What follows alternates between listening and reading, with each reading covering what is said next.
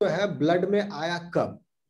इस पैथोजन अगर ब्लड में आ गया, इसका मतलब पैथोजन जो है या तो mucosal line first barrier anatomical barrier को क्रॉस किया, म्यूकोसल लाइन को क्रॉस किया, या नहीं तो स्किन एनाटॉमिकल बैरियर को क्रॉस किया।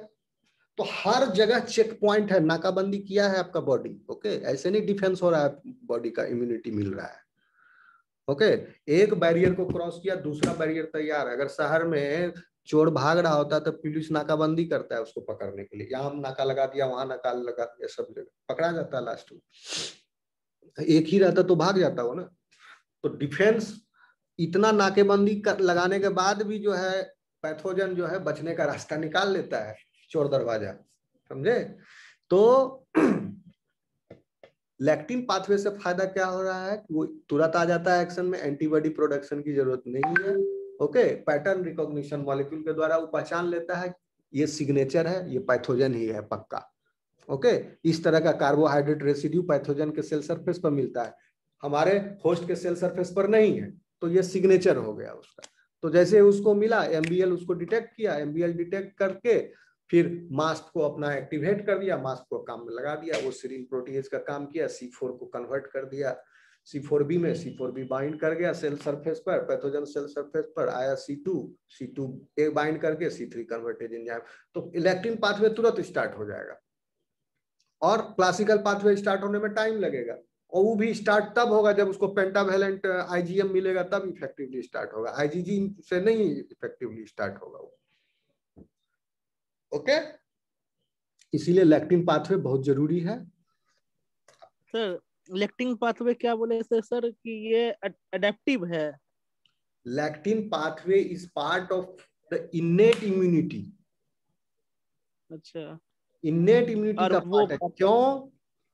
क्योंकि इसके कंपोनेंट्स जो है बर्थ होने के साथ साथ आपके अंदर पहले से एंटीजन घुसने से पहले से, इन्फेक्शन होने के पहले से ही कंपोनेंट सारा मौजूद है आपके बॉडी में। ओके, लेकिन क्लासिकल पाथवे में चूंकि एंटीबॉडी चाहिए, क्लासिकल पाथवे तब स्टार्ट होगा जब एंटीजन एंटीबॉडी कॉम्प्लेक्स होगा तब। तो एंटीबॉडी है ना यहाँ पर, ये एंटीबॉडी अपना एंटीबॉडी है ना, अपना एंटीबॉडी प्रोडक्शन होने में टाइम लगेगा ना, 1 हफ्ता टाइम लगेगा। एंटीजन घुसने के 1 हफ्ता बाद एंटीबॉडी प्रोडक्शन शुरू होगा, तब जाकर के ये एंटीजन एंटीबॉडी कॉम्प्लेक्स बनेगा, तब क्लासिकल पाथवे स्टार्ट होगा। वो एडेप्टिव हो जाएगा सर। ये अडेप्टिव कंपोनेंट है, and this one is lectin pathway is innate component, even alternate pathway is also innate component of the immunity. Adaptive component हो गया क्लासिकल। ओके, और कुछ पूछना है, सवाल है कि नहीं लोगों का? दीपा कुछ पूछ रही थी। हो गया। हो गया, चलो हो गया। चलो अब कथा समाप्त करते हैं। वही सर, इसमें ना सबको याद बहुत करना पड़ेगा, C3 कॉम्प्लेक्स, C1 C2 कुछ याद नहीं करना है। 5 दोस्त से मिलते हो, 5 दोस्त का नाम याद रहता है कि नहीं? ये शीला है, वो दीपा है, ये कोई है ना? समझ लो 5 दोस्त है ये, C1 C5 C4 C9 9 तक। ओके, नया नाम क्या है? वाइज याद करना पड़ेगा पूरा हाँ, सीक्वेंस से कैसे। हम बोले थे लास्ट क्लास, ये फोटो जो है आपका वीडियो में निकाल लेना, इस फोटो को स्क्रीनशॉट ले लेना, इसको देखना सुबह शाम रोज। ओके, जैसे भगवान जी को अगरबत्ती चढ़ाते हो लगाते हो, ऐसे इस फोटो को 2 दिन अगरबत्ती दिखाओ, रोज देखो इसको। ओके, PDF सेंड कीजिएगा ना, प्रिंट आउट निकलवा लेंगे सर उसका। हाँ, इसको डेली देखिए, ठीक है ना? अभी देखो, अभी अभी ये वीडियो रिकॉर्ड हो रहा है ना, इस वीडियो का भी देखो, एक में ये पूरा है, इसका स्क्रीनशॉट ले लेना, इसको 1 मिनट छोड़ देते हैं इसे, इसका स्क्रीनशॉट ले लेना, इसको आप, सर। हाँ हाँ, इसको आप रोज देखना, सुबह शाम दर्शन करना। काफी काम हो रहा है इस पे, बहुत रिसर्च चल रहा है। इवन हम भी इसी पर वर्क किए थे, मेरा जो लैब था वो कॉम्प्लीमेंट लैब था, लेकिन ये सब पर वर्क नहीं था, मेरा कॉम्प्लीमेंट रिसेप्टर 1 पर काम था। ठीक है, आज की सभा समाप्त करें, विसर्जित करें। और सर लिम्फ नोड जो स्वेल कर जाता है, तो वो सब किस रीजन से होता है? लिम्फ नोड स्वेल करेगा, कब स्वेल करेगा? लिम्फ नोड तब स्वेल करेगा जब लिम्फ नोड्स के अंदर रहने वाले लिम्फोसाइट्स एक्शन में आएंगे, परफॉर्म करने लगेंगे। जब लिम्फ नोड बैटल ग्राउंड बन जाएगा आपके इम्यून रेस्पॉन्स का। लड़ाई का मैदान कहाँ पर है, हम बताए थे ना, जब बाहर से अटैक हो रहा है पैथोजन, तो लड़ाई का मैदान कहाँ है? फर्स्ट लाइन ऑफ डिफेंस अगर आपका वो जो फिजिकल बैरियर है, एनाटॉमिकल बैरियर, पहले तो वहीं स्किन अगर घुस गया तो स्किन को क्रॉस कर गया, और म्यूकोसा के बाद डर्मिस में आया तो वहां पर टिश्यू मैक्रोफाजेज है, म्यूकोसल लाइनिंग के थ्रू अगर आया है तो एक लड़ाई का मैदान वहां पर है।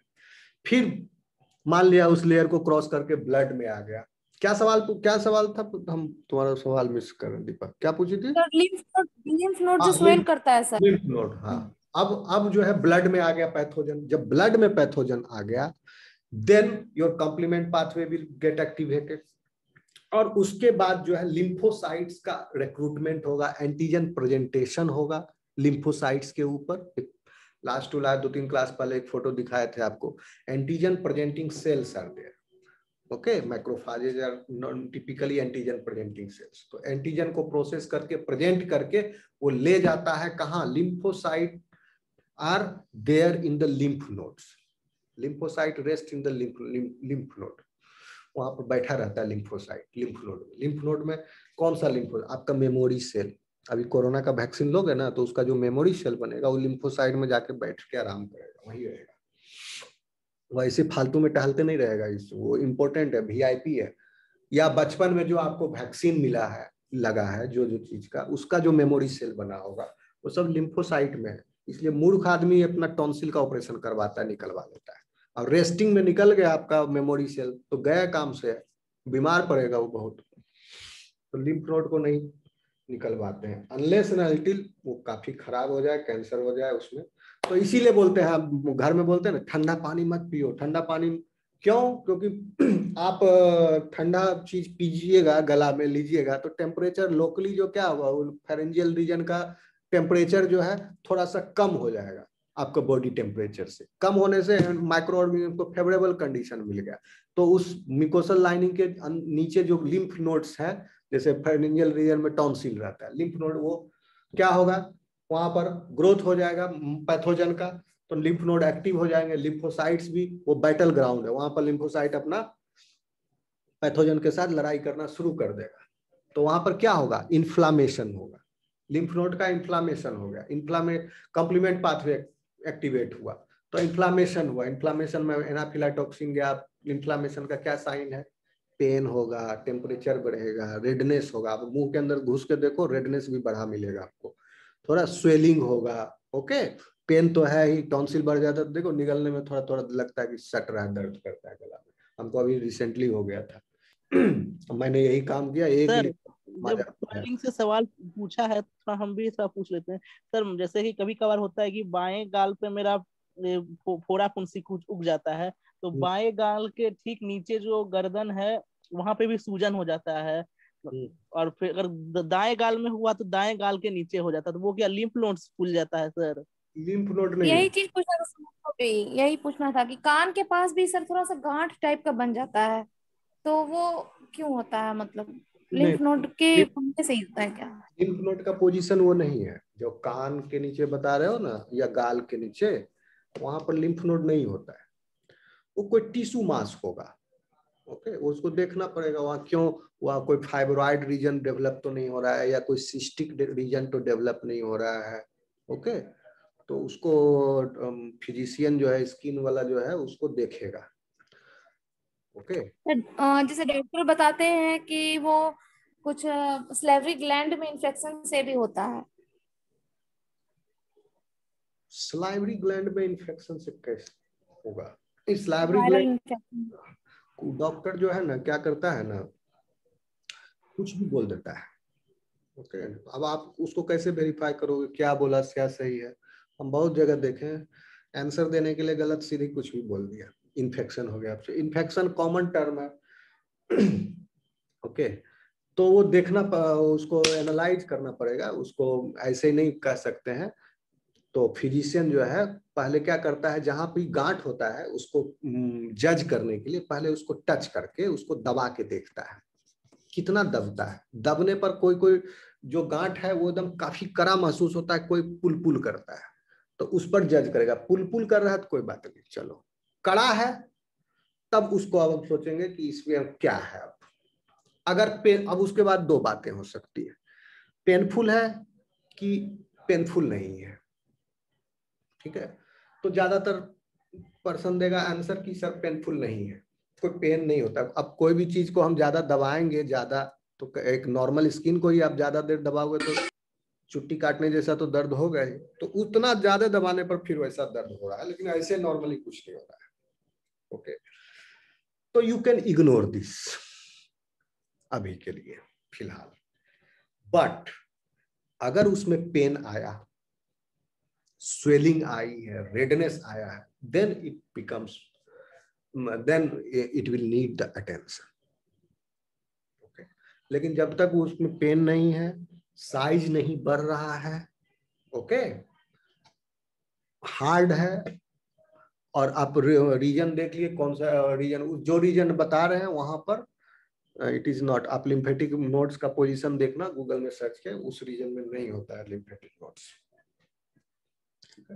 तो कुछ और चीज होगा। ओके, और कुछ पूछना है किसी को?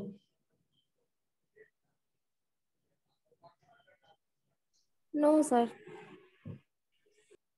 ज्यादा उसमें दर्द करेगा, ज्यादा डॉक्टर को चीरफाड़ करना होगा तो उसका क्या करेगा, क्या करेगा? ऑटोप्सी करेगा। नहीं नहीं, ऑटोप्सी बोल रहे हैं, बायोप्सी करेगा। ऑटोप्सी तो मरने के बाद करता है। ठीक है, तो ये सब मत सोचो, आपका सब ठीक है। एंड क्लास को खत्म करें अब। Yes sir. अब अगली क्लास हम लोग अल्टरनेट पाथवे पढ़ेंगे। ओके, चलो bye bye, take care, good night, सब खैर। Thank you sir, good night sir. Get well.